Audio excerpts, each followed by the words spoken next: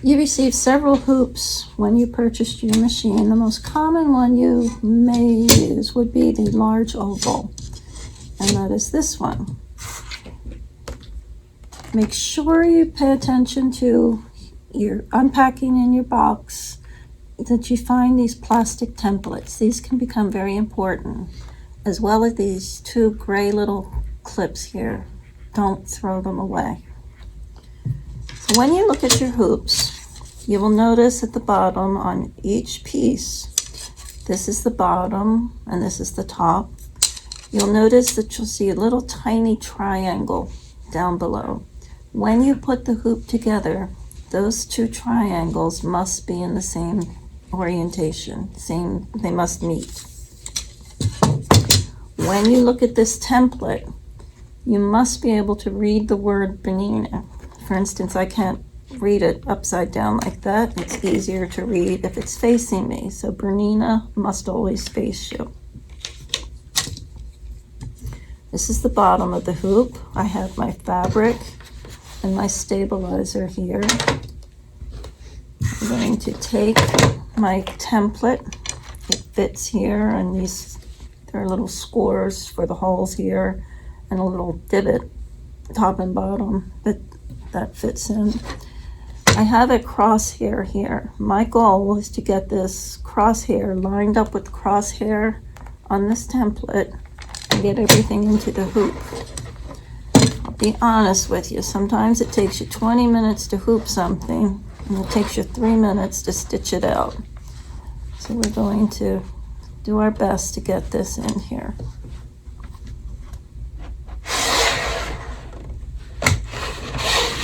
Okay, we have it in, and then I'm going to use this key here and tighten this up. And I have this hoop-de-doo hoop key, which is much easier on my fingers to just turn this and have this screw tighten up. So I get this as tight as I need to, and I had loosened it quite a bit. And just finger tight, you don't have to get it tight. So that's about where I need it. And then I want to push the hoop through just a hair, because I don't want the plastic to rest on the arm of my machine. I want the stabilizer to rest on the machine. So I've pushed it through just not even 1/8 of an inch, just a hair, and that will rest on the bed of the machine.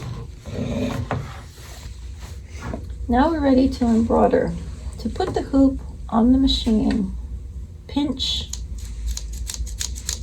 these two grippers, and your goal is to get these two sprockets on top of here.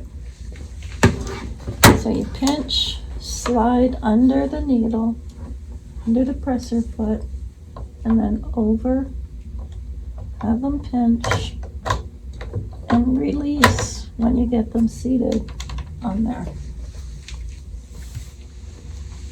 So now we think we're ready to start.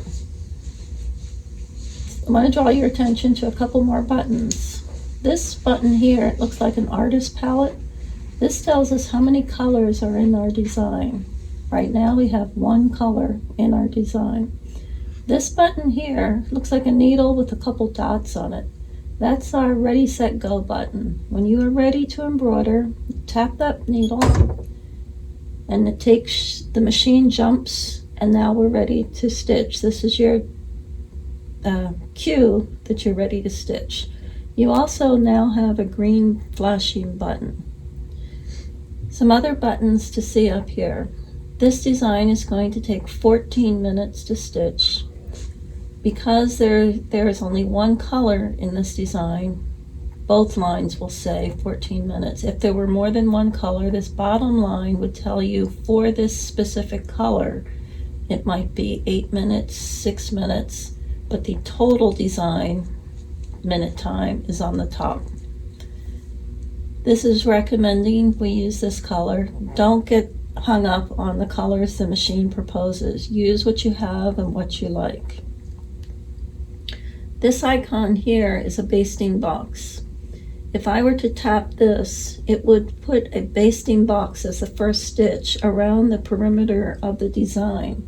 If I tap it twice, it puts a basting box around the shape of the hoop. So one tap, we've added a stitch around the perimeter of the design. Tap again, we've now added a basting box around the perimeter of the hoop. Tap it again, and no basting. This button will move your hoop in different directions. This icon is a sequential icon. This is what pops up when you break a thread or you run out of bobbin thread. And I'll break some thread and show you what that does. This one is highlighted in yellow. This is a jump stitch icon. This is a button that you do wish to have activated pretty much all the time. It will cut your jump stitches such that you don't have a lot of tails going back and forth as the machine moves from post to post. So we're ready to start stitching, and I'm going to hold in my green button for a couple seconds. The machine will start and start stitching. This is your speed bar. If you wish to slow down or speed up, you can push this button.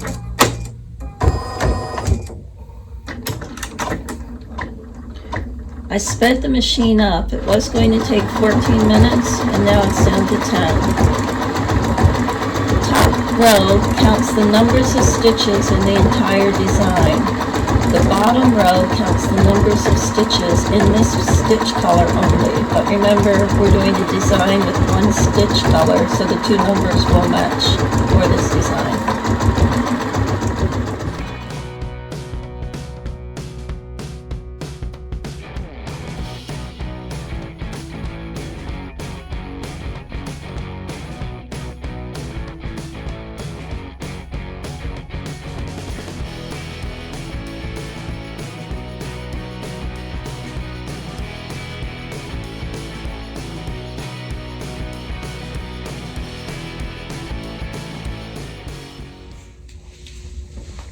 The design has ended, and you're flipped to this screen.